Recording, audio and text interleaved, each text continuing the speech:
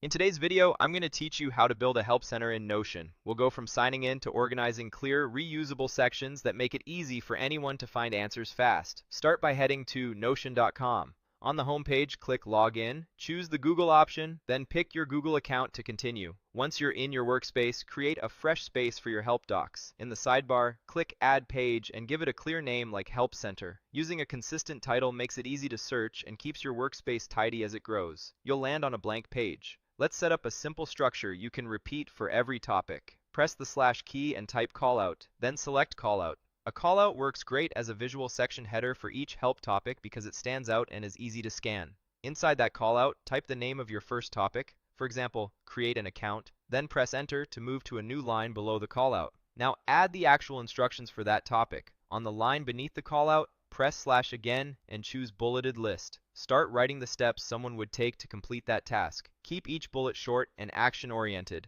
Think one clear action per line. If you need more detail, press enter to add another bullet, or shift + enter for a soft line break when you want to keep a single bullet but add context. Aim for consistent phrasing, like starting with verbs. Go to, click, enter, confirm.